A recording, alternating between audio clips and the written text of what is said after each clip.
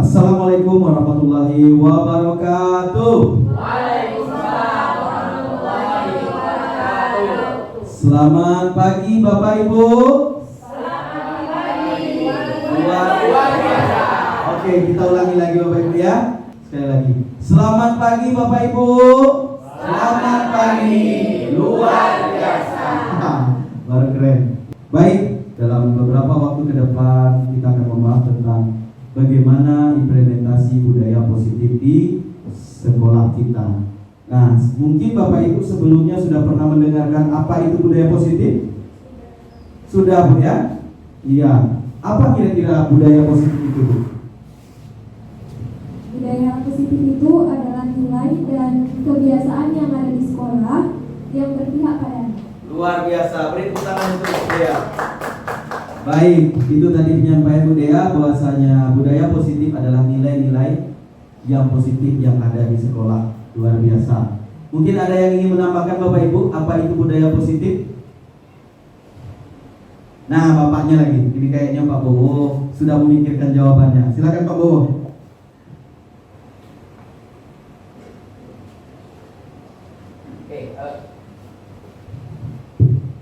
Budaya positif adalah nilai kebaikan ya, atau nilai yang baik yang ada di sekolah.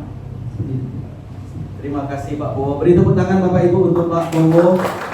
Ya, jadi menurut Pak Bowo budaya positif itu adalah nilai kebajikan yang ada di sekolah ya Pak. Kita minta satu lagi dari kursi sebelah sini. Kita minta Bu Murdiati. Apakah itu budaya positif menurut Bu Murdiati? Budaya positif adalah bagaimana cara berpikir siswa terhadap lingkungan sekolahnya yang akan memberikan motivasi yang baik sehingga prestasi yang baik. Luar biasa. Beri tepuk tangan Bapak Ibu. Ya. Artinya pada dasarnya Bapak Ibu semua sudah menghayati dan memahami bahwasanya budaya positif itu tumbuh di lingkungan sekolah yang akan kita kembangkan bersama. Baik Bapak Ibu, ini sebagai pembukaan kita dari cara penyampaian dan cara memberi tanggapan. Bapak Ibu sudah luar biasa sekali. Untuk itu kita lanjutkan ke materi dalam proses ini. Sekedar mengulang Bapak Ibu bahwasanya Ki Hajar Dewantara, Bapak Pendidikan kita, menyatakan bahwasanya tujuan pendidikan adalah menuntun segala kodrat yang ada pada anak agar mereka dapat mencapai kebahagiaan dan keselamatan setinggi-tingginya, baik sebagai manusia maupun sebagai anggota masyarakat. Oleh karena itu, pendidikan hanya dapat menuntun tumbuh dan hidupnya kekuatan kodrat yang ada pada anak agar dapat memperbaiki lakunya, bukan dasarnya. Hidup dan tumbuh kekuatan kodrat anak. Nah, jadi Bapak Ibu sekalian, sekedar mengulang bahwasanya Ki Hajar Dewantara telah menjelaskan berpuluh-puluh tahun yang lalu bahwasanya pendidikan itu menuntun. Makanya dikenal dengan kata among. Ya, among adalah penuntun. Penuntun kodrat anak. Jadi setiap anak itu sudah memiliki kodrat masing-masing. Yang kodrat itu sebagai guru kita membimbing, menuntun anak sesuai dengan kodratnya. Jadi jika anak itu memiliki potensi di bidang kesenian, maka kita menuntun anak itu untuk mampu mencapai kebahagiaan setinggi-tingginya sebagai manusia dan bagian dari masyarakat, tentunya dengan potensinya di bidang kesenian. Nah, Bapak Ibu sekalian, Ki Hajar Dewantara juga menggambarkan bahwasanya guru itu adalah seorang petani yang tumbuh di kebun dan di sawah, bisa saja bervariasi, sehingga guru hanya memelihara atau petani tadi memelihara agar tanaman yang tumbuh dapat menghasilkan buah, kalau lihat dari buah ya, sesuai dengan jenisnya dan variasinya masing-masing. Kalau itu pohon mangga, berarti dia akan berbuah mangga, tidak mungkin berbuah durian, ya. Begitu yang seterusnya. Sehingga kita sebagai guru tidak dapat memaksakan keinginan kita buah mangga harus tumbuh menjadi durian. Itu tidak mungkin. Makanya di sini kalimatnya katanya di sini hanya membimbing tumbuh sesuai kodrat anak. Kodrat anak itu adalah sesuatu yang sudah ada di dalam dirinya. Ya. Kemudian nanti ada juga namanya kodrat zaman. Kodrat zaman itu adalah sesuai dengan perkembangan zaman. Nah, ada kodrat alam dan ada kodrat zaman. Jadi tugas utama kita seperti yang saya sampaikan tadi adalah membimbing. Sehingga kalaulah tanaman tadi mangga atau durian tadi tumbuh rumput, maka tugas kita sebagai guru menyiangi, membersihkan, memelihara tempat tanam agar tumbuhan tadi tumbuh dan menghasilkan buah sebaik-baik mungkin. Jadi kita tidak bisa memaksakan sesuai dengan keinginan kita. Nah, itu tentang tujuan pendidikan menurut Ki Hajar Dewantara. Kira-kira Bapak Ibu masih ingat semboyan dari Ki Hajar Dewantara? Ada 3 semboyannya. Mungkin ada yang mau menyampaikan Bapak Ibu? Ingarso Sungtolodo Ing Madio Mangun Karso Tun Puri Handayani. Di depan menjadi contoh, di tengah memberi ide dan gagasan, di belakang memberi motivasi. Tepuk tangan untuk kita semua. Ya. Ini semboyan yang familiar, yang sampai hari ini masih kita gunakan dan masih kita pakai. Buktinya di sini juga masih terpampang jelas Tun Puri Handayani. Berarti kita memberi motivasi kepada anak. Nah, kita lanjut Bapak Ibu terkait budaya positif. Budaya positif seperti yang Bapak Ibu jelaskan tadi sudah sangat luar biasa.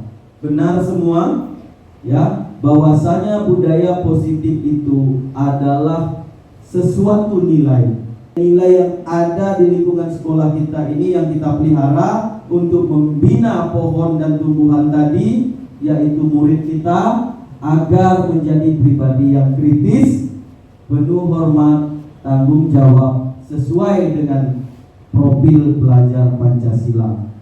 Apa-apa saja profil pelajar Pancasila? Apa saja Bu profil pelajar Pancasila?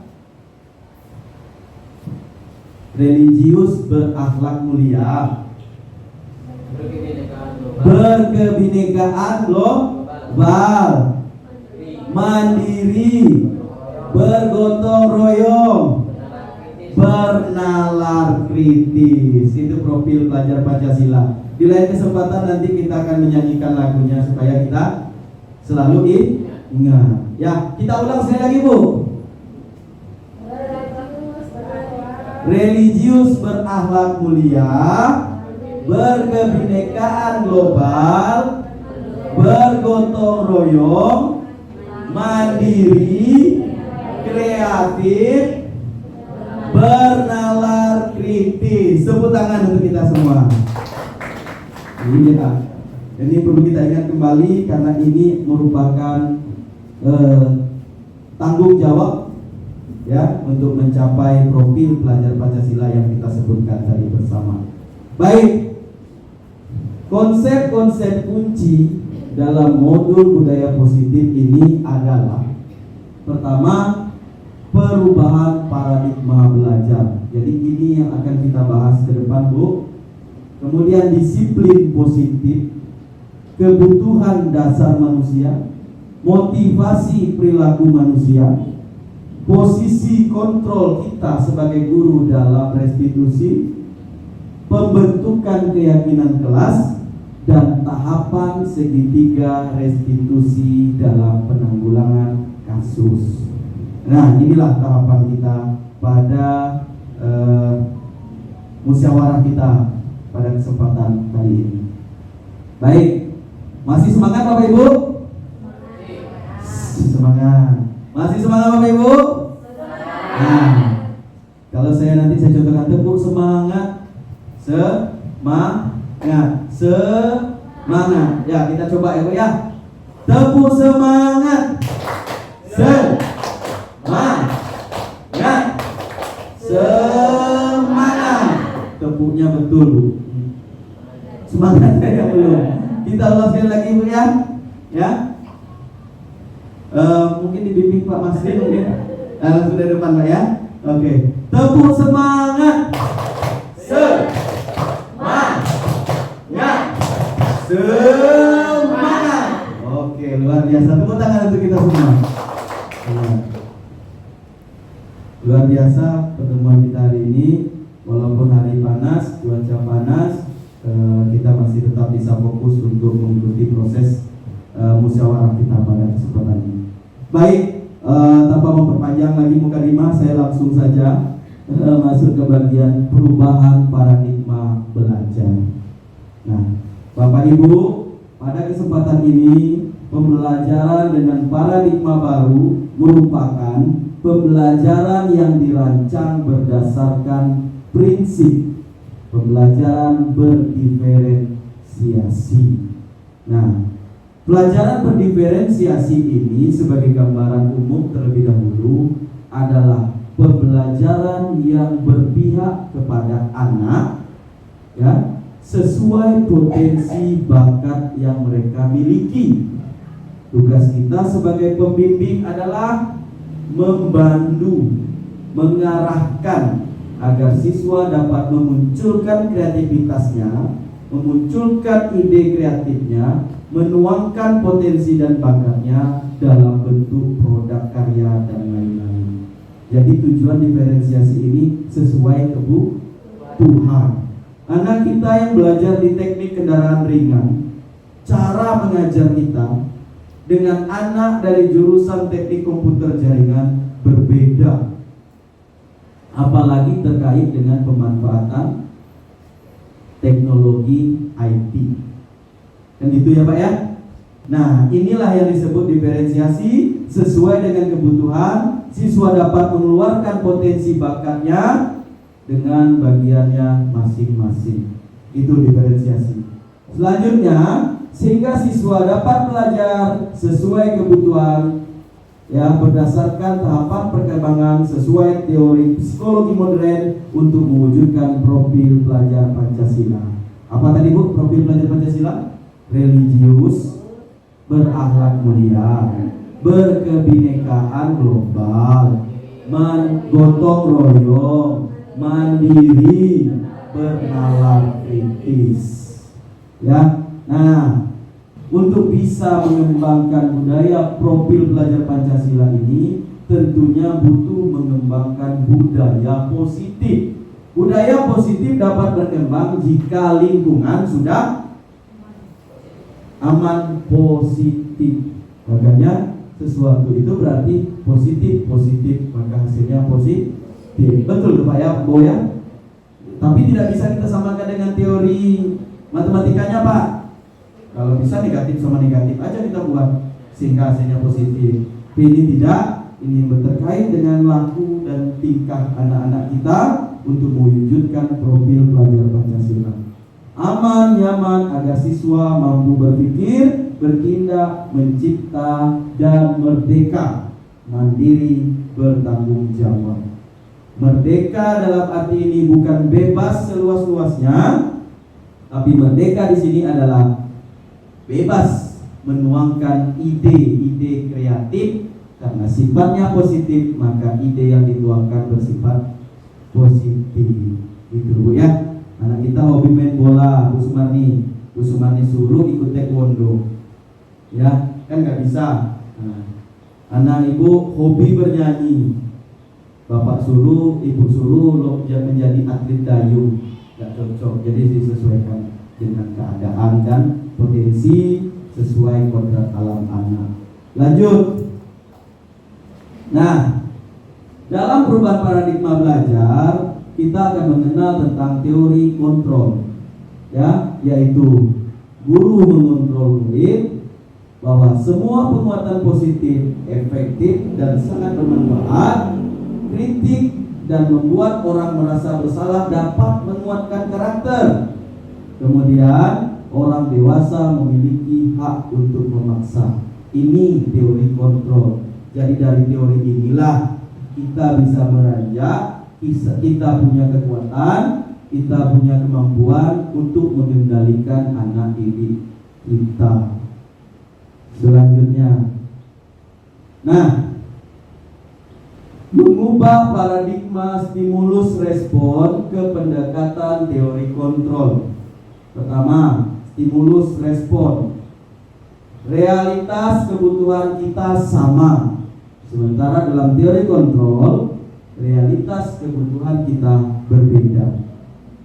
Jadi, di dalam stimulus respon, kadang-kadang kita menyamakan bahwasanya kebutuhan kita sama.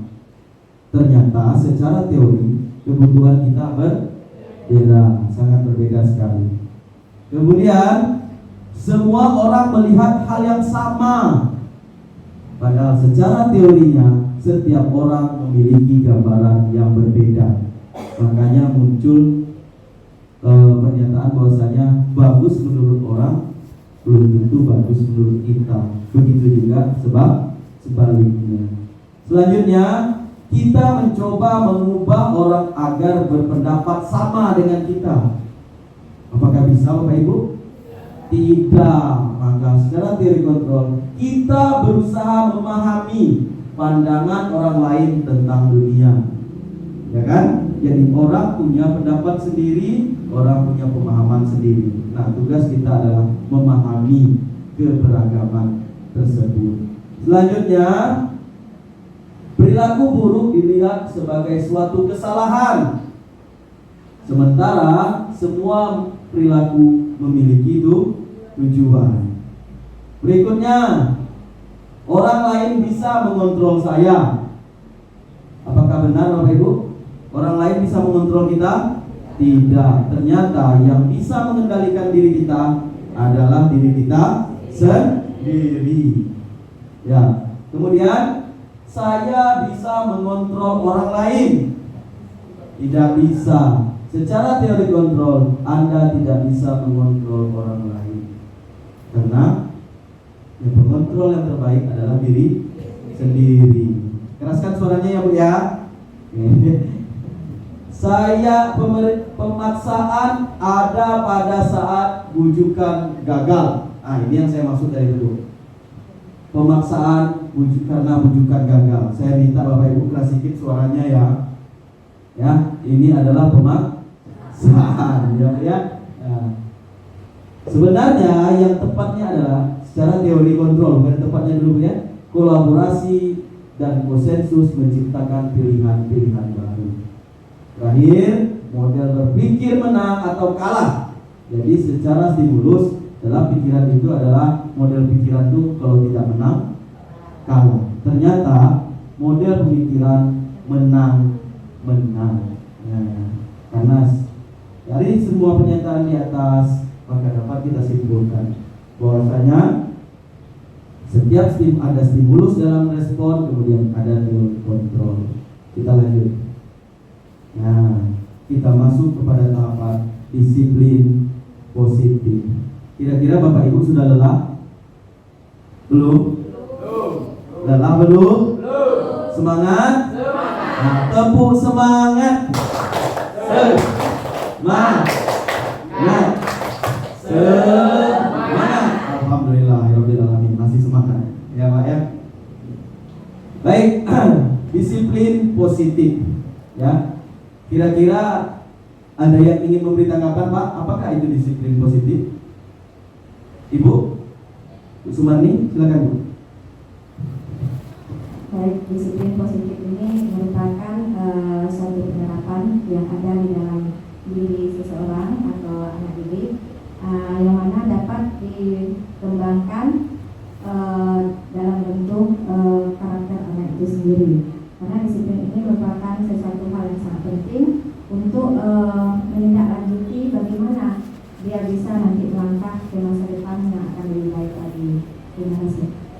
Terima kasih Bu. Ada lagi Pak Bu? Pak Heri, saya minta masukannya Pak. Apakah itu disiplin positif Pak? Kedisiplinan, menurut saya disiplin positif. Kedisiplinan yang mendukung hal-hal yang positif akan menjadi hal-hal yang lebih baik dan berguna bagi kita. Baik Pak, terima kasih banyak. Tepuk tangan untuk Pak Heri. Saya minta satu lagi dari Bu Dini. Silakan Bu. Menurut saya disiplin positif adalah menumbuhkan disiplin yang didorong oleh dari dalam diri anak itu sendiri Pak. Baik, terima kasih. Tepuk tangan untuk Ibu Dini. Iya. Kayaknya tepuk tangan yang paling keras ini tepuk tangan Pak Bowo. Kita beri tepuk tangan untuk Pak Bowo Pak. Ya, bukan kita beri tepuk Pak Bowo, tapi beri tepuk tangan ya. Baik. Jadi Bapak Ibu yang disampaikan Bapak Ibu sekalian itu benar sekali bahwasanya disiplin itu tumbuh dari dalam diri. Jadi dari motivasi diri sendiri ya. Seperti teori respons stimulus respon tadi kita tidak bisa memaksakan, tapi dia bisa tumbuh dan berkembang ya, tumbuh dan berkembang. Itulah peranan kita sebagai guru. Baik, secara teori disiplin berasal dari bahasa Latin yang berarti belajar. Disiplin mengacu pada disiplin diri yang memiliki tanggung jawab terhadap apa yang dilakukan berdasarkan nilai-nilai yang diyakini. Itu disiplin. Nah, disiplin positif,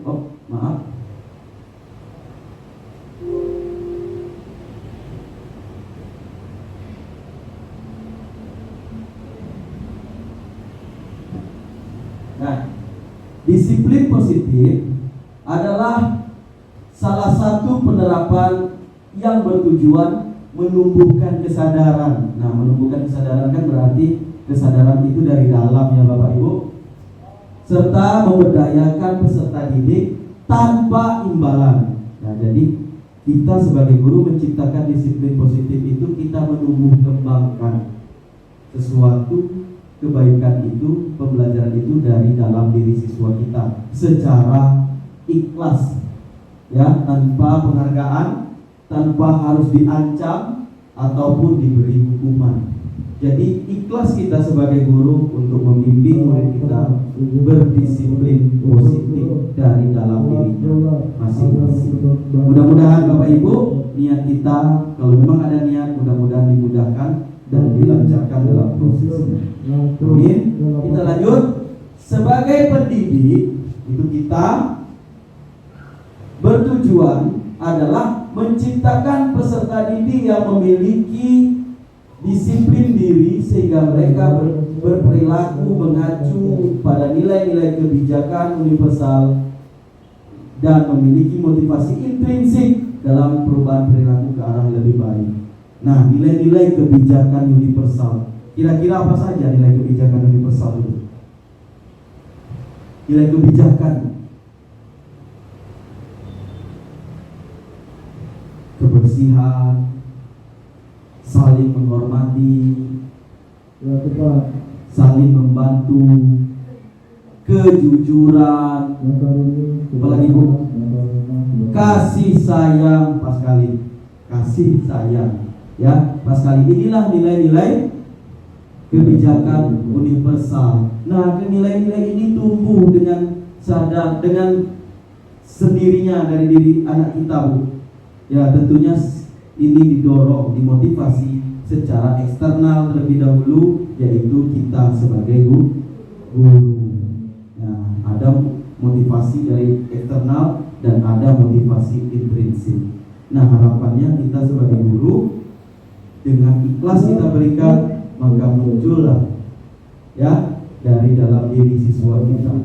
Mudah-mudahan niat ini dan disiplin positif ini dapat kita terapkan bersama demi menggapai mencapai anak-anak sesuai dengan profil Pancasila dan mendapatkan kebajikan setinggi-tingginya bagi mereka dalam menuntun kehidupannya sebagai masyarakat atau sebagai diri sendiri. Gitu ya. Lanjut. Nah, semua kejadian ini, semua motivasi ini, semua perilaku itu tentunya ada tujuan secara teori kontrol. Maka tujuan terjadinya sesuatu itu bisa didasari oleh kebutuhan dasar manusia. Bapak Ibu percaya tidak kalau setiap kita memiliki kebutuhan dasar? Percaya? Percaya. Apa saja 5 kebutuhan dasar? Yang pertama, kebutuhan bertahan hidup. Setiap kita memiliki tuntunan hidup, ya. Pertama, kebutuhan akan makanan, pakaian, tempat tinggal, keamanan, kesehatan. Itu adalah kebutuhan bertahan hidup, ya Bu ya. Nah, kedua, ada penguasaan, kebutuhan penguasaan. Masing-masing manusia memiliki kebutuhan penguasaan. Apa saja?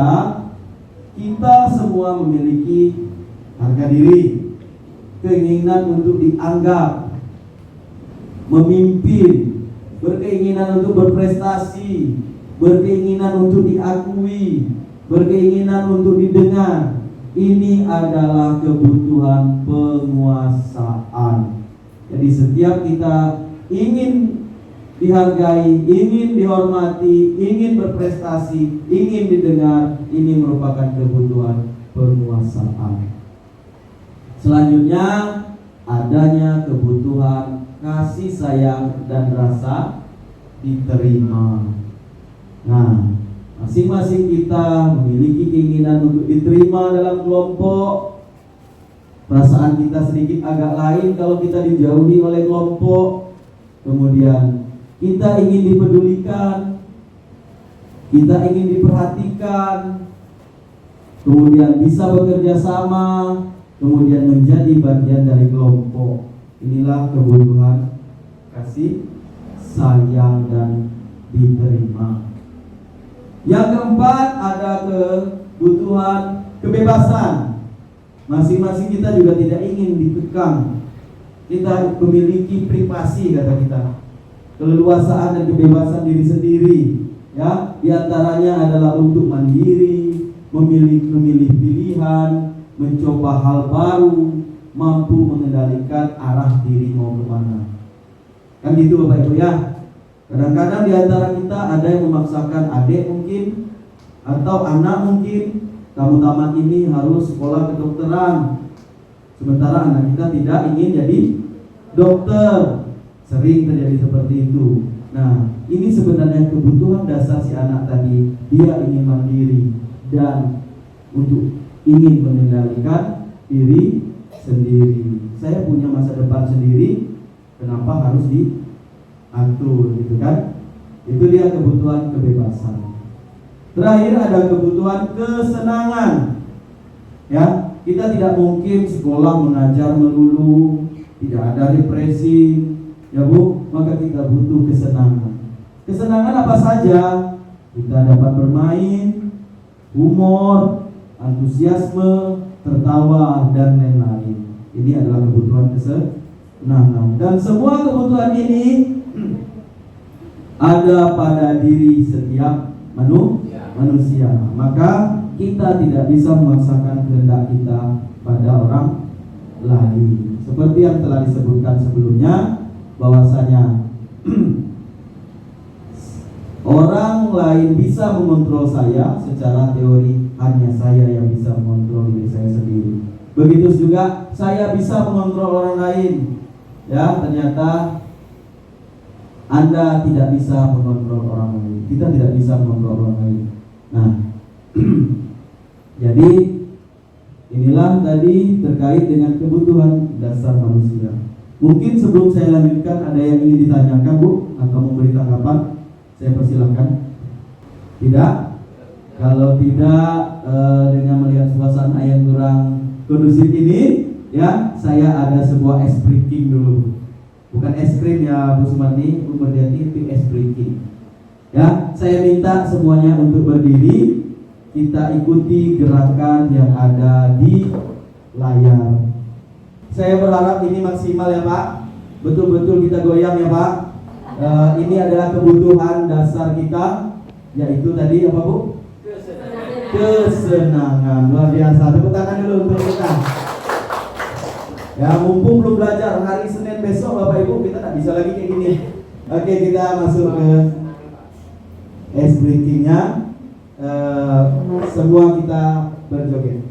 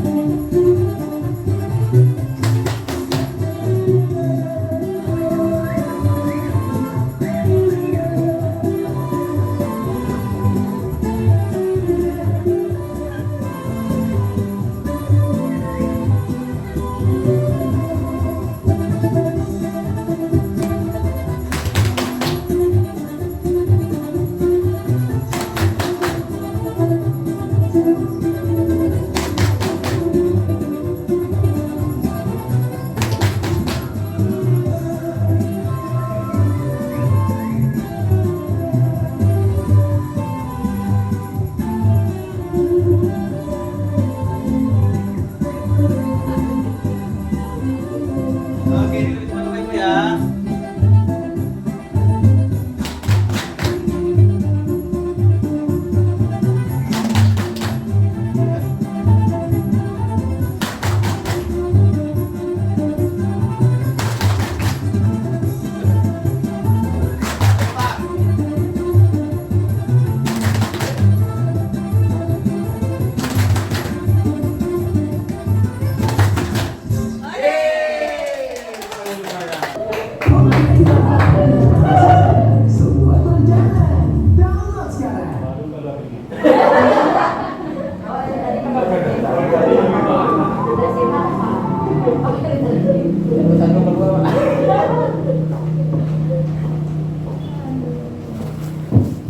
Bagaimana Bapak Ibu, sudah segar? Segar Bapak Ibu ya. Ya, ini kalau saya lihat memang dari dalam hati tadi memang nampak kali ekspresinya itu bahagia. Mungkin selama ini kita banyak dapat tekanan batin ya. Baik, kita lanjutkan ke materi. Setuju? Setuju. Sebelum kita mulai silakan nikmati hidangan yang sudah disediakan. Baik, itulah tadi ice breaking kita, Bapak Ibu sekalian. Alhamdulillah Bapak Ibu melakukan gerakannya dengan sangat sempurna sekali, sehingga terlihat ada yang encok, ada yang pegal dan ada yang kehausan. Ya, tepuk tangan untuk kita semua. Baik, kita masuk lagi, kita lanjutkan lagi Bapak Ibu kepada materi kita, yaitu tentang motivasi perilaku manusia. Nah, motivasi perilaku manusia itu ada dari luar motivasinya dan ada motivasi dari dalam. Nah, kira-kira Bapak Ibu, apa itu motivasi Bapak Ibu? Motivasi ini adalah merupakan suatu semangat atau rangsangan kepada seseorang untuk melakukan tindakan yang lebih positif atau baik. Oke, tepuk tangan untuk ada lagi selanjutnya, Ibu Dea. Terima kasih Pak. Jadi motivasi itu menurut saya adalah dorongan dari cinta pelaku manusia, baik dari dalam ataupun dari luar. Bagus sekali. Tepuk tangan Ibu Dea, Bu. Pak. Perlu ice breaking lagi. Belum semenit minta ice breaking lagi Pak ya. Jadi betul sekali motivasi itu adalah dorongan dari dalam ataupun dari luar.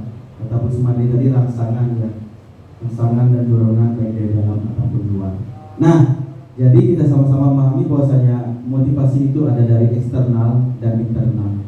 Kira-kira Bapak Ibu terhadap sesuatu ini ada 3 hal ini, menghindari ketidaknyamanan atau hukuman, ini motivasinya dari eksternal atau internal? Eksternal. Ya, menghindari hukuman, tidak ingin ditegur, tidak ingin menerima sanksi, ini adalah motivasi eksternal. Ingin terlihat mantap, ingin terlihat luar biasa, ingin terlihat kaya, gitu. Itu dari eksternal atau luar. Mendapat imbalan, saya mengerjakan sesuatu ini ya, mudah-mudahan nanti dikasihlah tips uang lebih dan lain-lain. Ini motivasi eksternal. Kemudian ini saya lingkari ini secara intrinsik ya. Ini motivasi dari dalam internal, yaitu menjadi orang yang mereka inginkan dan menghargai diri sendiri dengan nilai-nilai yang dipercaya. Saya mengerjakan ini ya, mudah-mudahan bisa meningkatkan prestasi saya, bisa meningkatkan potensi saya, bisa memiliki pergaulan yang lebih luas. Nah, itu berarti dari dalam internal, sesuai dengan 5 kebutuhan dasar manusia tadi. Itulah Bu, ada beberapa contoh tentang motivasi perilaku manusia yang mendapat dorongan dari luar dan dari dalam. Kita lanjutkan lagi Bapak Ibu. Nah, kita kembali tadi kepada hukuman, konsekuensi, dan restitusi. Ya, kira-kira menurut Bapak Ibu, hukuman tadi adalah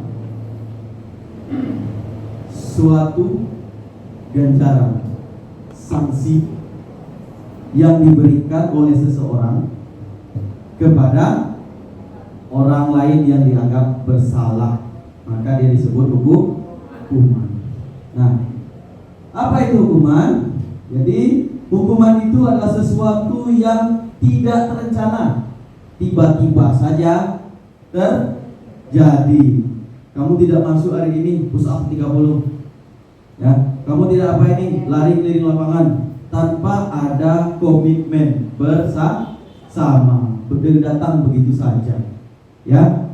Itu dia hukuman. Bersifat satu arah. Hukuman ini bisa berupa fisik ataupun psikis, psikologi, ya. Nah, selanjutnya dia ada konsekuensi. Konsekuensi ini kita sering juga dengarkan kata konsekuensi, ya. Ini adalah konsekuensi. Kira-kira konsekuensi itu apa, Bu Retno?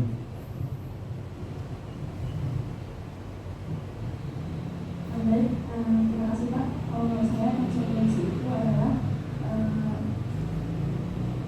Hukuman yang diberikan tapi sudah disepakati dari awal. Baik, terima kasih. Tepuk tangan untuk Bu Retno, Pak. Pak Masri gitu, kalau Bu Retno yang ngasih tanggapan tepuk tangannya cukup kuat. Kalau Bu Sumadi yang ngasih tanggapan antara mau dan rendah ya, tepuk tangannya. Kita lanjutkan lagi ya.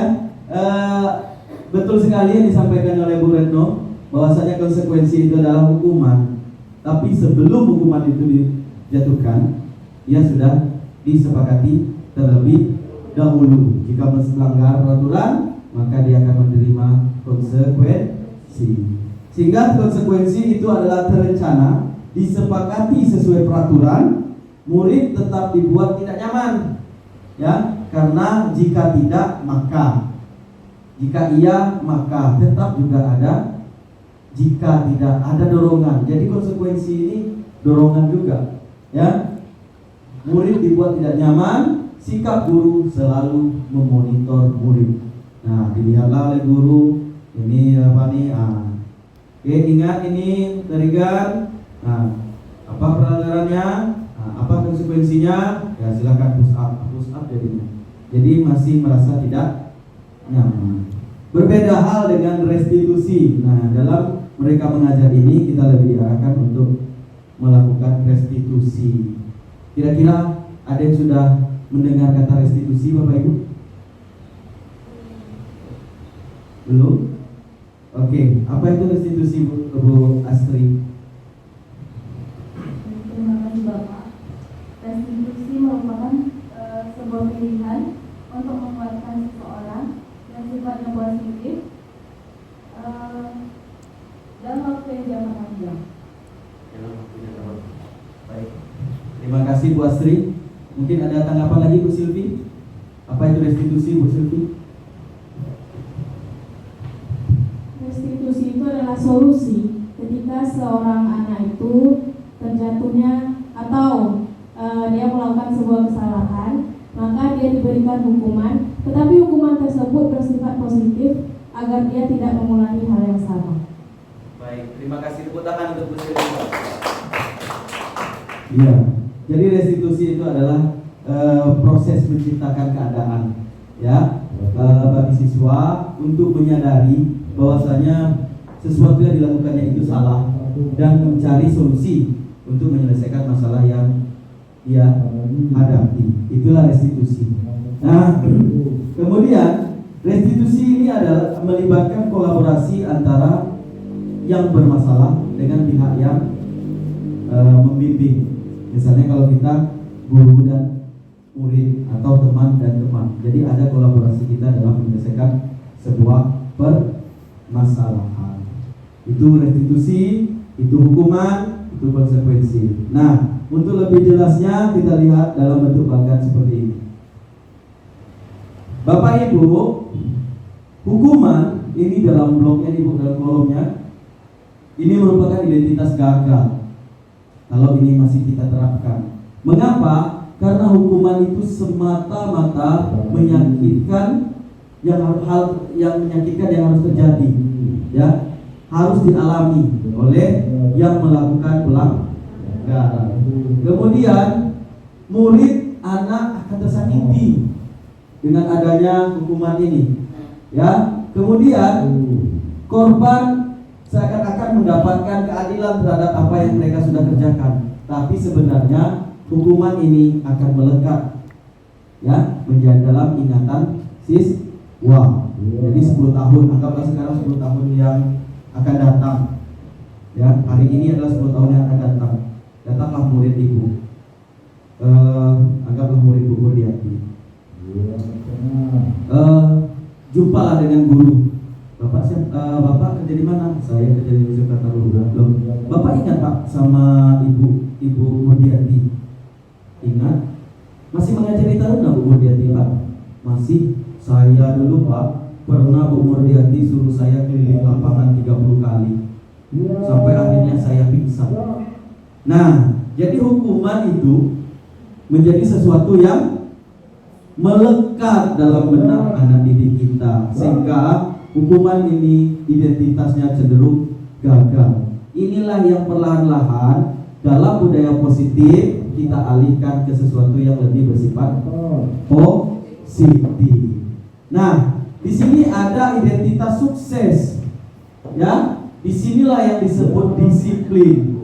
Nah, kita akan mengembangkan disiplin positif. Nah, disiplin positif ini, ya, merubah identitas gagal menuju identitas sukses, ya. Nah, di dalam disiplin positif ini ada konsekuensi. Apa kelebihan konsekuensi? Sesuatu itu terjadi berdasarkan kesepakatan. Hukuman yang kita berikan sebelumnya sudah kita sepakati bersama. Jika kamu tidak menyelesaikan PR, apa hukumannya?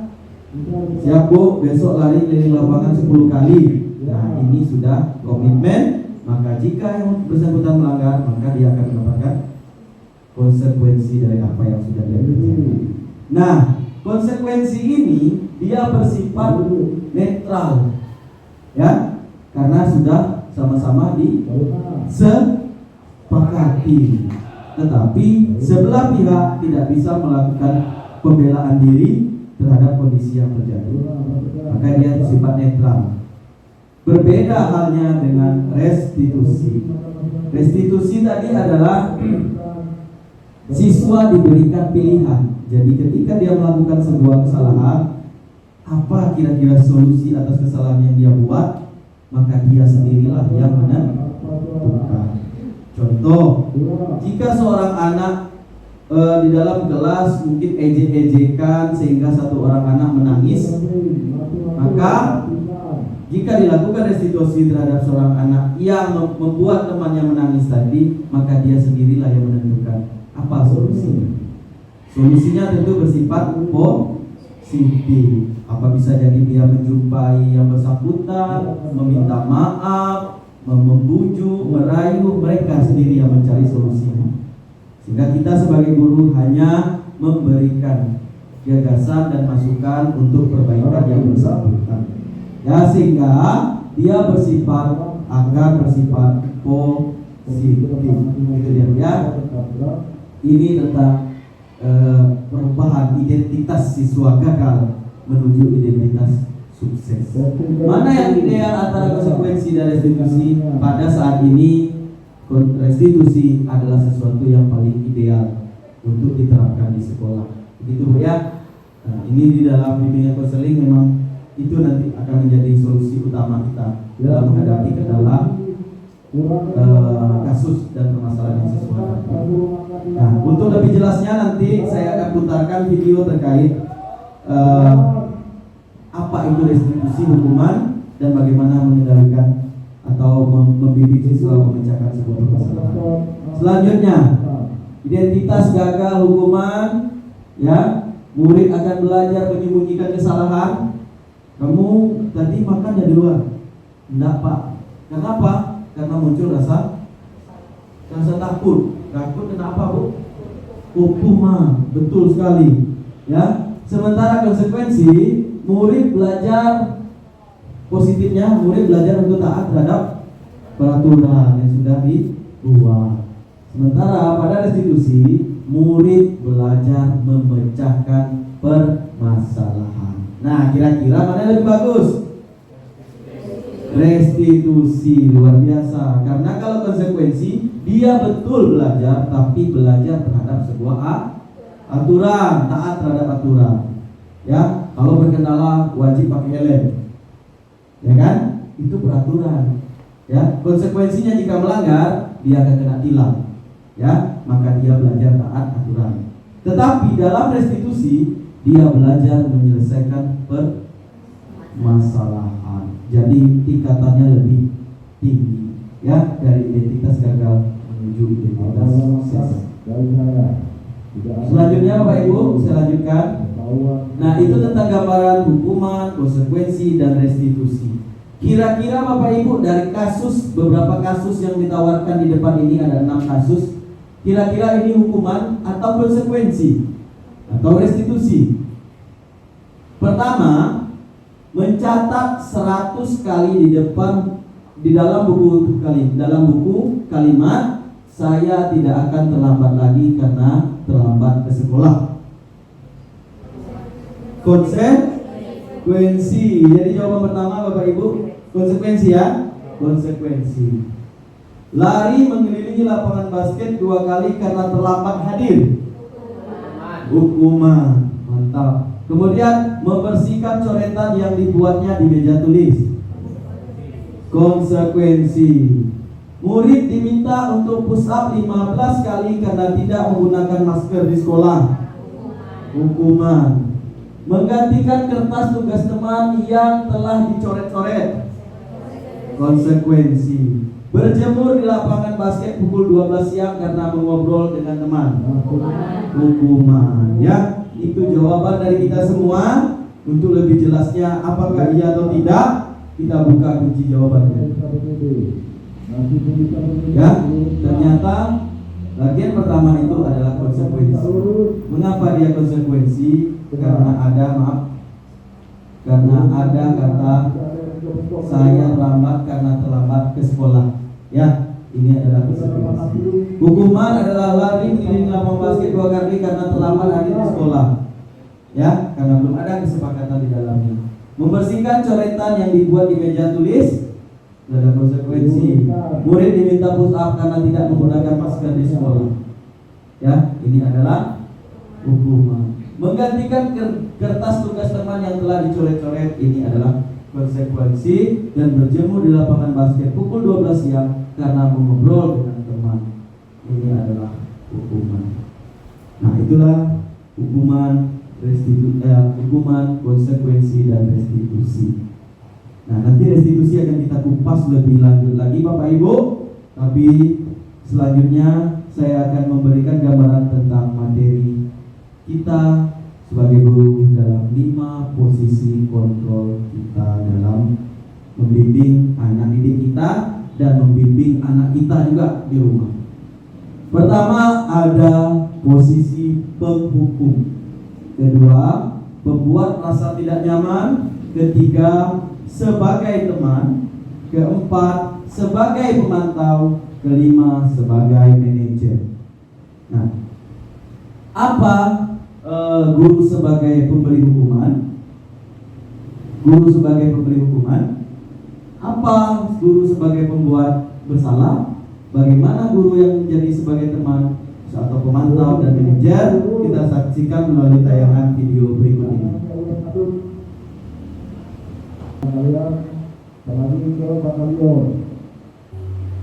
Salam bahagia Ibu dan Bapak Guru hebat. Dalam penerapan disiplin positif restitusi, salah satu program yang dikembangkan adalah 5 posisi kontrol. 5 posisi kontrol dalam restitusi adalah proses perjalanan seorang pendidik agar dapat mengenali dirinya.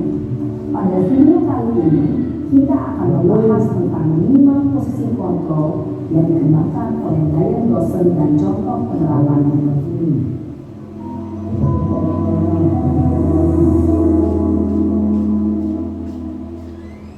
Lima posisi kontrol itu adalah: 1. Posisi penghukum. 2. Posisi pembuat merasa bersalah. 3. Posisi teman. 4. Posisi pemantau atau monitor. Dan 5. Posisi manajer. Untuk lebih memahami kelima posisi tersebut, mari kita saksikan kasus Naren yang terlambat hadir 20 menit di sekolah dan melihat bagaimana kelima posisi kontrol dalam menghadapi masalah tersebut.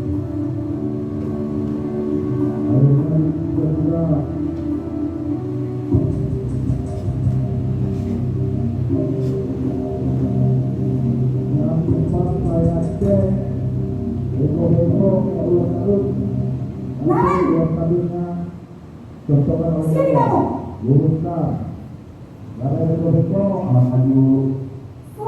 Selalu terlambat. Kamu deh pasti terlambat. Maaf Bu, saya Apa? Apa coba? Alasan kamu apa lagi? Kapan sih kamu tidak terlambat? Malas sekali ya kamu jadi anak. saya Dasar pemalas. Gak kapok-kapok sih kamu. Sudah berapa kali terlambat? Sana, kamu keliling lapangan basket 2 kali. kenapa saya harus ke lapangan basket Bu? Kenapa? Kamu melawan ibu? Berani-beraninya jawab. Sudah terlambat, masih berani jawab pula. Sekarang, keliling lapangan basket 5 kali sekalian. Biar kapok. Cepat. Pergi sana ke lapangan basket. Posisi penghukum biasanya adalah murid cenderung akan memberontak, bahkan menyimpan dendam.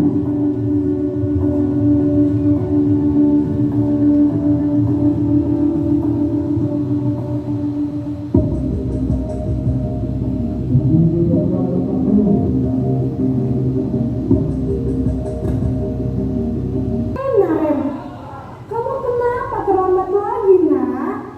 Ya Tuhan, Naren. Kamu senang ya bikin ibu susah ya? Kalau kamu terlambat lagi, nanti ibu yang ditegur bapak kepala sekolah, nak. Bisa maka ibu tidak bisa membina kamu. Duh, gimana ini? Kamu sudah sering terlambat loh. Ibu harus apa coba? Maaf Bu, maaf sekali. Ya sudah, lain kali jangan bikin ibu susah lagi ya nak ya. Ibu tidak akan kuat lagi kalau kamu begini terus. Bisa jantungan kalau ibu ditegur bapak kepala sekolah. Sana cepat kelas. Maaf ya Bu. Yang gagal. memandang buruk dirinya sendiri, merasa tidak berharga, dan tidak sanggup membahagiakan orang lain. Ketika guru mengambil posisi pembuat rasa bersalah, murid akan menganggap dirinya yang bersalah dan ia akan menyimpan emosi negatif tersebut di dalam dirinya.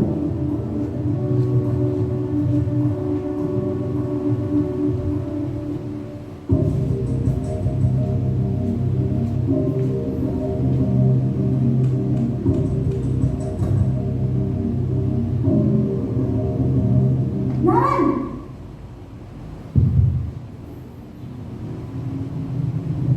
Selamat pagi Bu. wah, sudah jam berapa ini nak? Terlambat lagi ya sayang. Iya Bu, habis ibu saya rumah bangunkan saya Bu. Kamu malah menyalahkan ibu kamu. Kamu bukan anak yang larinya paling kencang. Kok terlambat sih? Iya Bu, saya memang terlambat bangun tadi. Jadi biarpun saya lari kencang, tetap nggak kejar Bu. Ya sudah sana, nanti lain kali larinya lebih kencang lagi ya. Biar gak terlambat lagi. Bikin seneng ibu, demi ibu. Bisa kan? Bisa lah Bu. Ya sudah sana masuk kelas. Ibu beresin urusan absen kamu. Kamu ini ada-ada saja. Dalam posisi teman, guru berbicara dengan nada suara ramah, akrab, cenderung bersenda gurau untuk menjaga suasana tetap santai. Murid akan merasa senang, aman, dan akrab dengan guru. Identitas yang tercipta adalah identitas sukses atau berhasil. Namun, perlu diingat, karena ini masih dorongan eksternal, maka ada faktor ketergantungan dari murid kepada orang tertentu. Di sini guru absennya, sehingga di lain waktu murid bisa berperilaku baik, namun hanya kepada orang-orang tertentu saja.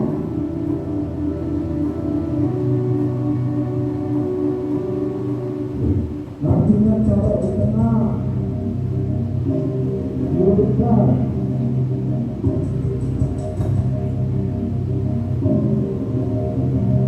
Naren,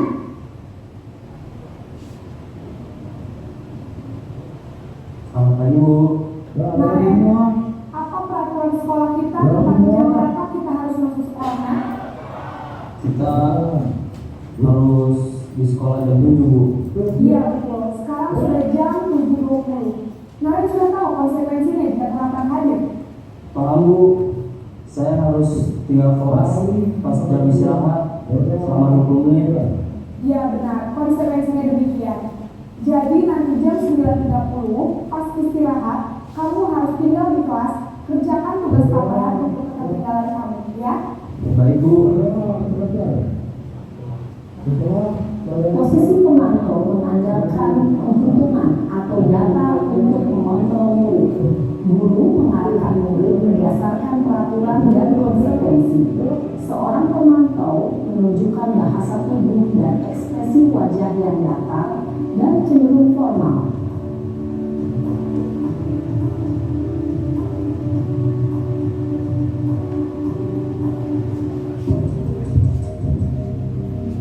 ada suara.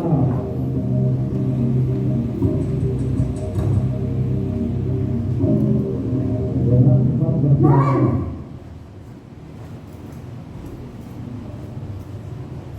Selamat pagi Bu. selamat pagi Naren. Maaf Bu, saya terlambat. Iya, sekolah masuknya jam 7, sekarang sudah jam 7.20. Jadi sekarang bagaimana ya Naren? Maaf Bu, saya lupa setel alarm saya semalam. Baiklah, menurut kamu, keyakinan sekolah yang mana yang perlu kamu tingkatkan?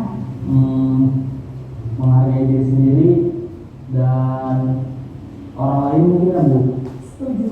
Jadi, apakah Naren meyakini prinsip saling menghormati tersebut? Iya Bu, saya meyakininya. Apakah Naren bersedia memperbaiki masalah keterlambatan ini? Bersedia Bu. Bagaimana kamu akan memperbaiki masalah keterlambatan ini? Saya akan coba untuk tidak lupa menyetel alarm saya Bu. Baik, kalau Naren lupa menyetel alarm di rumah, ada orang yang kira-kira bisa bantu mengingatkan tidak? Ada Bu, kakak saya, Kak Emma. Ada lagi selain Kak Emma? Selain Kak Emma, ada ibu saya. Baik, jadi yang mengingatkan Naren adalah Kak Emma dan ibu kamu ya. Kira-kira akan mulai alarm kapan ya Naren? Setelah pulang sekolah, akan segera saya lakukan. Baik, jadi Naren akan setel alarm untuk bangun besok pagi dan akan diingatkan oleh kakak dan ibu dan Naren ya. Ada lagi yang mungkin perlu dilakukan Naren agar tidak terlambat bangun lagi? Tidak ada Bu. Baik Naren, terima kasih untuk kerjasama kamu. Sekarang kamu perlu kembali ke kelas untuk belajar. Baik Bu, terima kasih. Posisi manajer adalah posisi kontrol yang disarankan untuk membimbing murid memiliki sikap disiplin yang positif, yaitu murid yang mandiri, bertanggung jawab, dan dapat memecahkan masalah. Tujuan dari posisi ini adalah agar murid dapat berefleksi atas tindakannya. Guru akan dengan tulus memberikan pertanyaan-pertanyaan bermakna, sehingga membuat murid dapat belajar dari kesalahannya dan mencari sebuah solusi untuk menyelesaikannya. Ibu dan bapak guru hebat, setelah mengamati adegan kelima posisi kontrol tadi, kira-kira posisi mana yang paling ideal?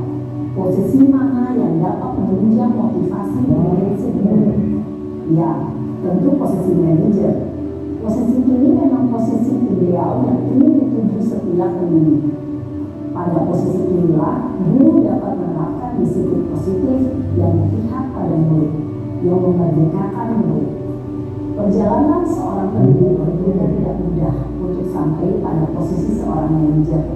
Namun, tujuan kita pasti, yaitu menciptakan murid-murid yang mandiri, merdeka, dan bertanggung jawab. Baik.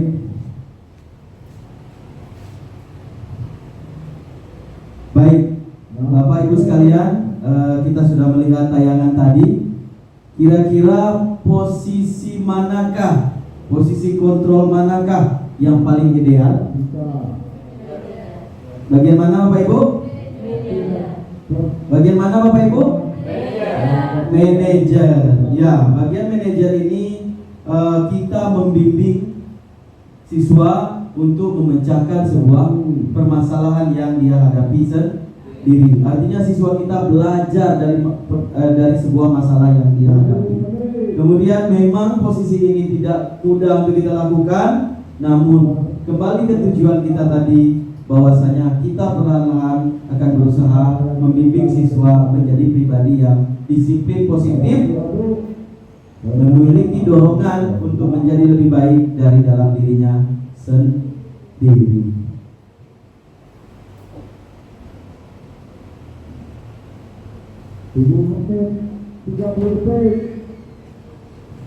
Baik, jadi dalam disiplin positif kita memposisikan diri kita sebagai seorang manajer. Jadi artinya setelah ini Bapak Ibu kita mulai menghayati kembali posisi manakah yang selama ini yang sudah saya terapkan, dan bagaimana berikutnya saya akan memposisikan diri saya sebagai seorang manajer. Nah, setelah masuk kepada posisi manajer tadi, dalam melaksanakan sebuah bimbingan ya yang disebut dengan restitusi, adalah membimbing murid untuk menyelesaikan permasalahan dan belajar dari masalah yang dihadapi, maka ada tahapan segitiga restitusi yang menjadi panduan acuan awal kita dalam membimbing penyelesaian kasus siswa. Jadi apakah itu segitiga restitusi? Saya minta penyampaiannya dari Ibu Silvi. Segitiga restitusi ini adalah sebuah cara pada saat anak itu melakukan sebuah kesalahan, kita akan berada di posisi dia, seperti seakan-akan kita di hipnotis atau kita berada, memang kita yang melakukannya. Nah kemudian kita akan bertanya kepada anak, apakah anak itu betul nggak yang dilakukannya, atau apa yang akan dilakukan selanjutnya. Kemudian baru kita sadarkan bahwa bahwasanya apa yang dilakukan itu salah. Baik, tepuk tangan untuk Bu Silvi. Iya, benar sekali penyampaian Bu Silvi. Kita mencoba memposisikan diri kita menjadi murid itu sendiri untuk kemudian membimbing dia menyelesaikan dan menemukan solusi terhadap permasalahan yang dia hadapi. Ya, luar biasa sekali. Betul sekali Bu, bahwasanya segitiga restitusi merupakan proses untuk menciptakan kondisi bagi murid untuk memperbaiki kesalahan mereka sendiri sehingga mereka bisa kembali pada kelompok dengan karakter yang lebih baik. Ya, jadi dari permasalahan yang dihadapi tadi kita membimbing melalui tahapan segitiga restitusi ini agar siswa lebih nyaman kembali kepada kelompoknya, apakah itu dalam lingkup kelas, pertemanan, atau lingkup besar sekolah, sehingga siswa menjadi nyaman untuk menjalani kehidupannya bermasyarakat. Oke, tahapan segitiga restitusi yang pertama disebut dengan menstabilkan identitas. Kira-kira menstabilkan identitas itu apa? Ibu Astri? Boleh? Bu Dini? Kira-kira menstabilkan identitas itu apa tujuannya, Bu? Baik Pak, terima kasih. Kalau menurut saya menstabilkan identitas, anak mengetahui bagaimana memposisikan dirinya. Gitu, Pak. Gitu ya. Oke, tepuk tangan untuk Ibu Dini, Pak. Ya, menstabilkan identitas itu adalah kita sebagai guru mencoba menenangkan posisi emosi siswa kita tadi. Kita coba stabilkan dulu kondisi yang terjadi pada dirinya. Dirinya di sini adalah anak didik kita. Yang kedua, validasi tindakan yang salah. Validasi tindakan yang salah ini kita mencoba meyakinkannya bahwasanya perbuatan yang dia lakukan itu adalah salah, tetapi dengan bahasa yang lebih persuasif. Ya, kita mencoba seperti yang Bu Silvi tadi memahami bahwasanya sesuatu yang dikerjakan itu wajar. Syukur saja dia tidak melakukan tindakan yang lebih ekstrim atau lebih berat lagi. Ya, itu dia pada tahapan menstabilkan validasi tindakan yang salah. Kamu tentunya punya alasan mengapa melakukan tindakan itu. Itu validasi tindakan salah. Adakah cara yang lebih efektif untuk mendapatkan apa yang kamu butuhkan? Itu bentuk-bentuk pertanyaan dalam validasi tindakan salah. Ya, yang tahapan ketiganya adalah menanyakan keyakinan. Ya, yaitu kita menanyakan kira-kira perbuatan yang kamu kerjakan ini benar atau salah. Ternyata dia mengakui bahwasanya ini salah. Nah, kira-kira apa solusinya? Ya, ini pada tahapan menanyakan keyakinan. Yaitu kita menanyakan kembali keyakinan kelas atau keyakinan sekolah manakah yang telah kita sepakati. Lalu kamu ingin menjadi pribadi yang bagaimana? Bagaimana cara kamu memperbaikinya? Kita mencarikan solusi terhadap masalah yang dia hadapi. Sehingga secara kritis, seperti tayangan tadi, dia menyimpulkan kembali bahwasanya seperti kasus siapa tadi, Naren tuh ya. Nah, dia menyimpulkan bahwasanya dia lupa menyetel alarm, sehingga besok dia akan menyetel alarm dan meminta ibunya dan meminta kakaknya untuk membantunya dalam menyelesaikan masalah ini, sehingga terpecahkanlah permasalahan yang dihadapi. Nah, itulah fungsi kita sebagai pendidik, fungsi kontrol kita sebagai seorang guru di bagian manajer. Kita mengarahkan dan membimbing siswa untuk belajar dari masalah yang dia hadapi. Baik, terakhir Bapak Ibu, saya coba putarkan satu kali lagi video tentang tahapan segitiga restitusi. Tetap semangat Bapak Ibu, sama-sama kita saksikan, dan saya nanti di akhir saya akan meminta tanggapan Ibu dan Bapak terkait segitiga restitusi yang sudah kita tonton.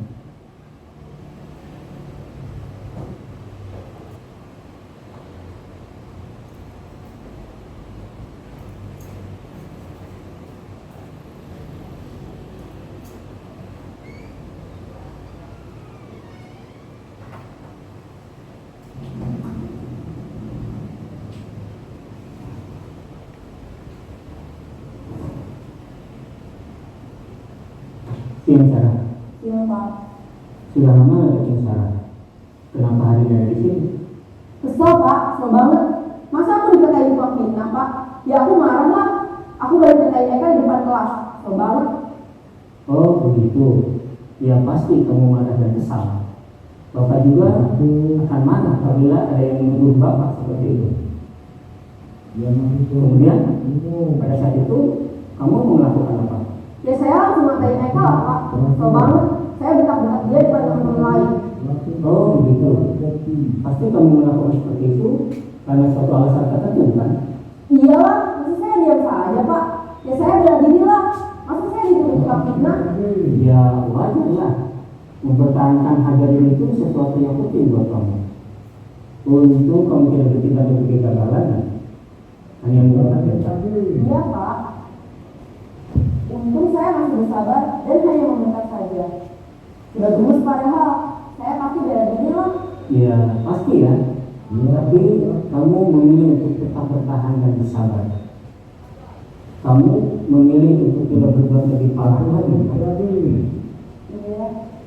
Nah, sekarang coba kita lihat lagi tindakan kamu yang mentak-mentak Eka di kelas. Tindakan kamu itu kira-kira sesuai dengan keyakinan kelas atau prinsip kamu tidak? Enggak lah Pak. Capek Pak jadi pengaruh. Jadi keyakinan atau prinsip mana yang kurang sesuai dengan keinginan kamu? Ya, saya sebenarnya sangat menghargai orang lain. Iya, setuju. Kita harus saling menghargai. Namun ada juga keyakinan yang kita sepakati yang perlu kita jalankan apabila kita sedang marah, kan? Ya, saya bisa lebih proaktif, mulai dengan diri sendiri. Saya bisa jadi lebih bersabar, mengambil langkah jeda untuk berpikir mau apa selanjutnya. Kamu akan menjadi orang seperti apa? Saya akan menjadi orang yang bertanggung jawab kali ya Pak. Dan senantiasa proaktif. Iya, menurut kamu bagaimana rasanya menjadi orang seperti itu? Ya nyaman lah, Bang.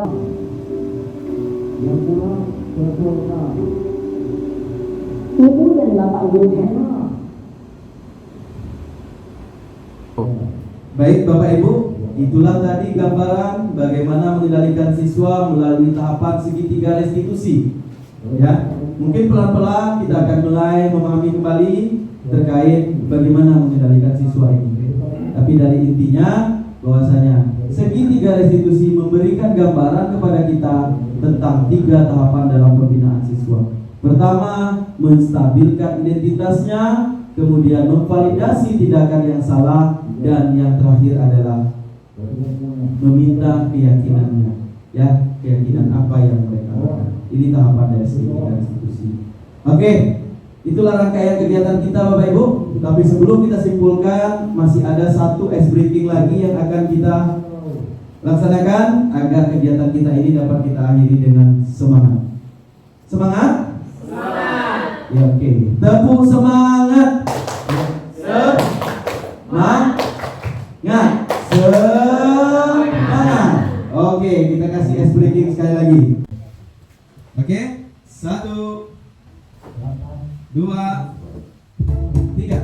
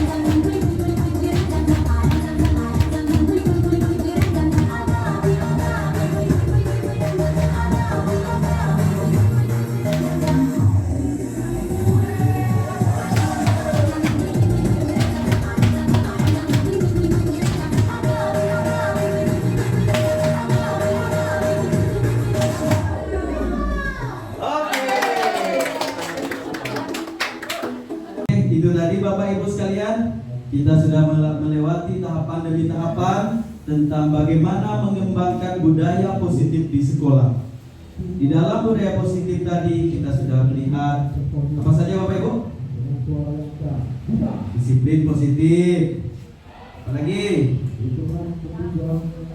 Paradigma belajar, profil pelajar Pancasila, 5 posisi kontrol, keyakinan kelas, segitiga restitusi, hukuman, konsekuensi, dan restitusi. Ya, mudah-mudahan apa yang disampaikan pada kali ini, informasi yang kita bagi pada kali ini bisa menjadi pembelajaran untuk perbaikan kita dalam pembinaan siswa, yaitu sesuai dengan tujuan pendidikan adalah menuntun murid untuk mencapai kesejahteraan setinggi-tingginya sebagai anggota masyarakat, ya, atau untuk dirinya sendiri. Nah, tujuan dari disiplin positif tadi adalah menjadikan pembelajaran yang berpihak pada murid dan memerdekakan anak didik. Demikian penyampaian materi kita pada kesempatan ini Bapak Ibu dalam diseminasi modul budaya positif. Saya sebagai pembawa acara, sebagai pemateri, mohon maaf jika ada salah penyampaian, salah bertutur kata. Kepada Tuhan saya mohon ampun. Saya akhiri, tapi sebelum saya akhiri, saya meminta tanggapan terlebih dahulu Bapak Ibu memberikan tanggapan terkait materi kita pada kesempatan ini. Siapa kira-kira Bapak Ibu? Baik, saya persilakan kepada Pak Masri untuk memberi tanggapan. Beri tepuk tangan untuk Pak Masri Bapak Ibu. Baik, terima kasih atas waktu. Assalamualaikum warahmatullahi wabarakatuh. Waalaikumsalam warahmatullahi wabarakatuh. Ya, perkenalkan nama saya Masri sebagai wakil humas SMK dari Baru sekaligus sebagai penanggu guru mata pelajaran pendidikan agama Islam di SMK dari Baru. Baik Bapak Ibu yang saya muliakan, ini sesuatu yang sangat menguntungkan bagi kita pada hari ini. Jadi kalau kita lihat daripada seminar atau acara kita pada hari ini, itu diseminasi modul budaya positif. Ini sesuatu yang sangat menguntungkan bagi kita dan bagi siswa. Jadi budaya itu suatu kebiasaan positif yang akan kita terapkan di sekolah kita ini. Sebetulnya sebuah kebiasaan itu muncul dalam diri kita masing-masing. Jadi sehingga yang sebelumnya mungkin kita belum bisa menggali ada budaya positif pada anak. Dengan adanya suatu acara seperti ini, kita nanti akan bisa menggali ternyata anak itu ada budaya positif dan ada budaya negatif. Jadi yang mesti kita laksanakan ke depannya, kita akan tetap menggali budaya positif yang telah ada pada anak tersebut. Jadi dengan adanya acara ini, Bapak Ibu yang saya hormati, sehingga kedepannya nanti kita akan bisa mewujudkan siswa-siswa yang berakhlak, yang religius, apalagi dengan adanya dia bisa menyadari ternyata dalam dirinya itu ada suatu kebajikan. Jadi karena ada suatu kebajikan, selama ini kita tidak memberikan waktu untuk menggalinya sehingga tidak keluar kebajikan tersebut. Jadi Bapak Ibu yang saya hormati, sekali lagi kepada Bapak Yosef, terima kasih. Ini juga sangat menguntungkan kita semua, guru yang ada di ruang ini. Kemudian kalau kita lihat dari apa tadi, segitiga itu sangat artinya di sana kalau secara hakikatnya anak tadi dia belajar untuk menguasai diri. Jadi anak tersebut belajar ketika dia berbuat suatu kesalahan, sehingga dia itu kita pandu sebagai kita memfasilitasinya, sehingga dia bisa menciptakan tidak hanya dia bisa membuat masalah, tetapi dia bisa menyelesaikan masalah tersebut. Sehingga pada hakikatnya dia menyadari ternyata ketika dia berbuat, kedepannya dia tidak mengapa lagi, karena dia akan tahu nantinya ketika saya berbuat begini, ini hukumannya. Ketika saya berbuat begini, inilah konsekuensinya. Barangkali Pak Yosef, terima kasih. Itu saja, Ibu semua. Saya sudahi wabillahi taufiq wal hidayah. Assalamualaikum warahmatullahi wabarakatuh. Terima kasih kami ucapkan kepada Pak Masri yang sudah menyampaikan dan merefleksi kegiatan kita pada siang hari ini. Kemudian saya minta satu tanggapan lagi mungkin dari Ibu Akademi.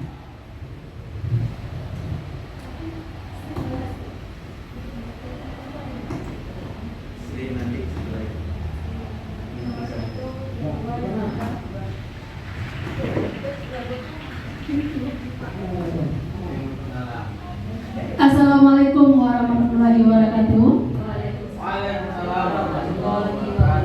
Selamat siang Bapak Ibu hebat. Alhamdulillah masih semangat. Baik, pada pertemuan kali ini Bapak Yosefri Okrial MPD sudah memberikan materinya yang luar biasa, yang mungkin akan bisa kita terapkan di lingkungan sekolah kita sebagai tenaga pendidik, sesuai juga dengan arahan Kemendikbud bahwa kita sebagai guru tidaklah lagi sebagai sumber utama, tetapi kita adalah sebagai fasilitator. Nah, dalam hal ini bahwa dengan penjelasan tadi kita mendapatkan pencerahan mungkin berhubungan dengan paradigma lama, dan kita sekarang mendapat pencerahan dengan adanya paradigma baru. Jadi artinya kita merubah secara perlahan atau mengikuti dengan perkembangan yang diarahkan oleh kementerian. Jadi dengan adanya tema diseminasi budaya positif yang sudah kita dengarkan tadi, bahwa kita diminta adalah untuk memecahkan permasalahan siswa, tidak hanya sumbernya dari guru, tetapi juga kita mengajak siswa bagaimana siswa bisa menyelesaikan masalahnya dan akhirnya siswa nyaman untuk belajar di sekolah dan mendewasakan siswa kita. Dan apa yang dilakukannya merupakan suatu kepuasan bagi siswa dan juga kepuasan bagi kita semua. Jadi harapan kedepannya dengan ada materi yang disampaikan oleh Bapak Yosefri Okrial ini, maka kita akan mendapatkan pembelajaran yang baru. Kepada Bapak Yosefri Okrial, terima kasih atas materinya yang luar biasa ini. Mudah-mudahan kedepannya kita sebagai guru pendidik akan lebih disukai oleh siswa kita, dan akhirnya siswa memahami apa itu dengan pembelajaran yang akan kita berikan. Terima kasih, itu saja mungkin. Saya sudahi. Assalamualaikum warahmatullahi wabarakatuh. Terakhir saya minta masukan dari umpan balik dari Ibu Sumarti. Pada Ibu kami persilakan.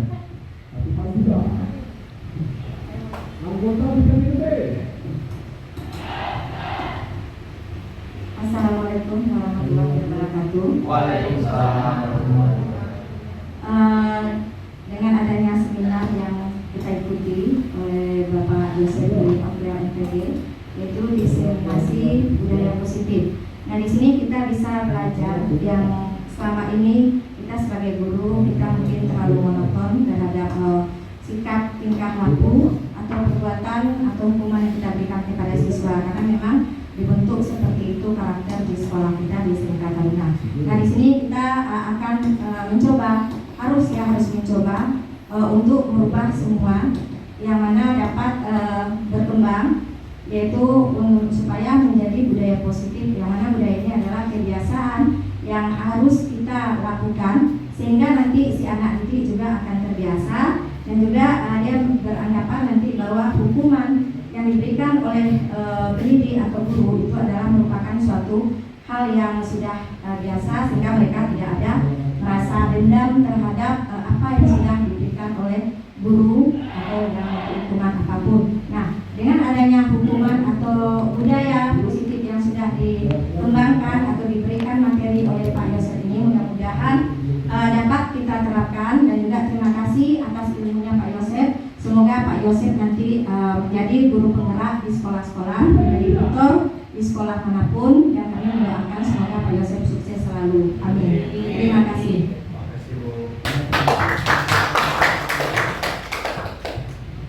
Baik, terima kasih atas umpan balik yang telah diberikan Bapak Ibu sekalian. Seperti yang sudah disampaikan bersama, mudah-mudahan kita semua dapat menjadi guru yang berpihak kepada murid. Akhir kata, Wabillahi taufik wal hidayah. Wassalamualaikum warahmatullahi wabarakatuh.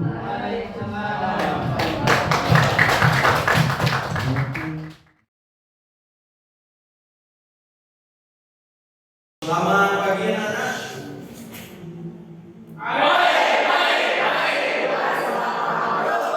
Terima kasih atas waktu dan kesempatannya.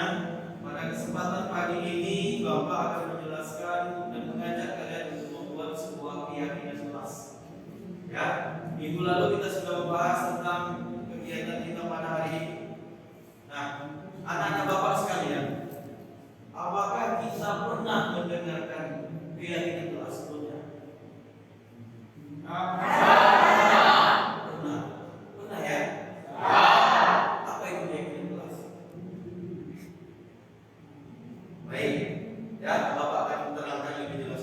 Seperti ini ya Bapak. Selama ini kita selalu mendengar dan mengikuti aturan kelas yang disebut dengan peraturan kelas.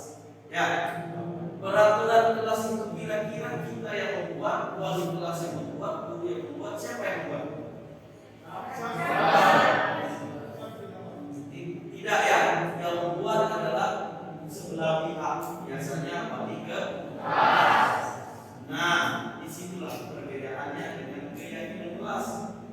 Keyakinan kelas adalah sebuah keyakinan yang dibuat oleh siswa dan guru secara bersama-sama, ya, kemudian dijalankan sesuai dengan yang sudah disepakati. Jadi peraturan kelas itu dibuat oleh sebelah pihak tanpa adanya kolaborasi antara pihak satu dengan pihak yang lain, ya, sehingga siswa kalian menjalankan peraturan. Bedanya, kalau keyakinan kelas dia sifatnya tadi apa? Kesepakatan atau disepakati. Nah, nilai-nilai inilah yang akan kita terapkan dalam proses kita selama di sekolah, akan membekas pada diri kita untuk kegiatan kita pribadi masing-masing di luar lingkungan sekolah. Oke, kira-kira pernahkah kalian mendengar kata jangan buang sampah di sini? Apa lagi kira-kira? Kira-kira contoh yang lain apa lagi? Hah? Tidak boleh tidur di kelas. Oke. Apa lagi? Tidak boleh makan di kelas. Kerapian, jagalah kerapian. Oke. Nah, itu dari peraturan-peraturan ya untuk kebajikan atau keyakinan yang kita sampaikan. Perbedaan, Bapak menjelaskan perbedaannya dulu antara keyakinan kelas dengan peraturan. Peraturan lebih cenderung berkalimat negatif. Contoh, jangan, dilarang, tidak boleh.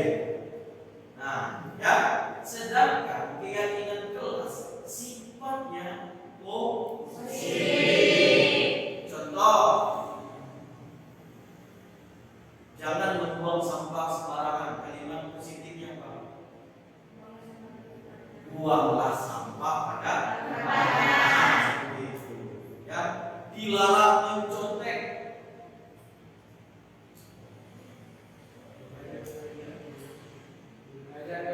Belajar dengan dia atau kerjakan masing-masing. Sampai di sini tahu dan apa beda peraturan kelas dengan keyakinan kelas? Tahu? Setelah Bapak jelaskan tadi? Tahu. Jadi kalimat pertama, peraturan dibuat oleh sebelah pihak. Peraturan bersifat kalimat apa tadi? Jangan. Sementara kalau keyakinan kelas dia disepakati bersama. Kalimatnya lebih bersifat positif.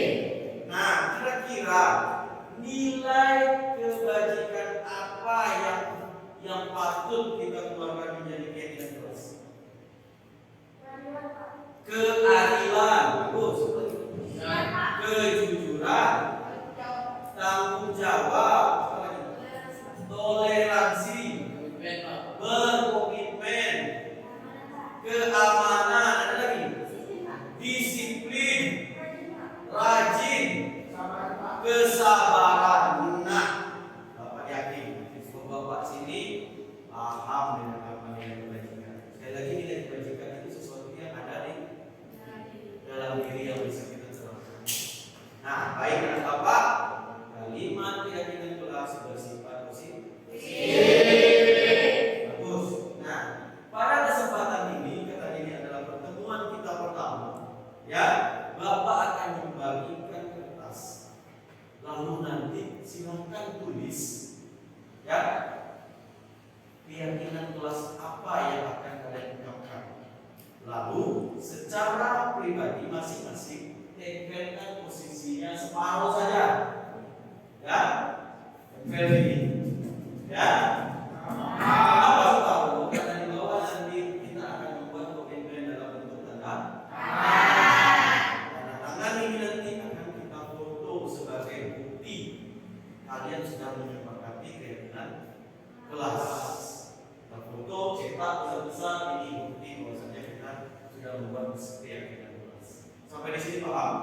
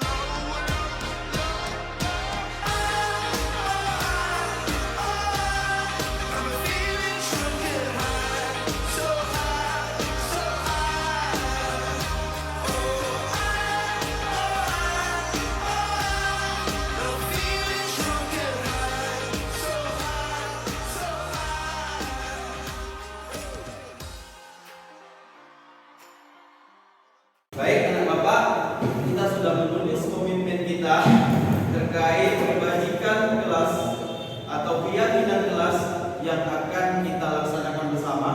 Ini berdasarkan kesepakatan kita bersama. Apakah kalian bersemangat untuk mengikutinya? Bagus. Bapak ulangi sekali lagi. Menurut kita yang akan ada keyakinan kelas kita adalah tepat waktu dan aktif di kelas. Ya. Kedua, duduk pada kursi yang sudah disediakan. Ketiga, mengerjakan tugas tepat waktu. Keempat, menjaga dan meletakkan barang sesuai tempatnya. Ya. Kelima, saling peduli, menghargai dan membantu satu sama lain. Keenam, berdoa sebelum belajar. Ketujuh, kebersihan sebagian dari iman. Kedelapan, bekerja sama menjaga kebersihan kelas. Kesembilan, menghormati dan saling menghargai. Itulah keyakinan kelas yang kita buat. Keyakinan kelas ini akan kita dokumentasikan dan kita buat dalam bentuk foto sebagai bentuk komitmen bersama. Tepuk tangan.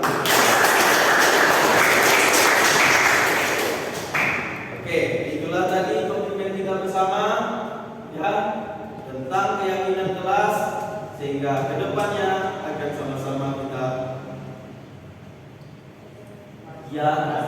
laksanakan atau kita yakini. Ya, demikianlah pertemuan kita hari ini. Senang bisa berjumpa anak Bapak. Selamat pagi.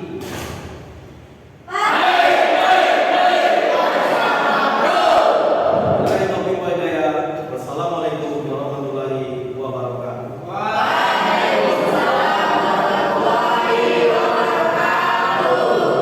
Assalamualaikum warahmatullahi wabarakatuh. Saya Raihan. Setelah mengikuti kegiatan keyakinan kelas, saya senang dan bangga karena dapat memunculkan keyakinan diri. Nama saya Nurbella. Setelah membuat keyakinan kelas, saya sangat senang dan bangga terhadap diri saya sendiri karena telah mengungkapkan pendapat saya atas membuat keyakinan kelas. Assalamualaikum warahmatullahi wabarakatuh.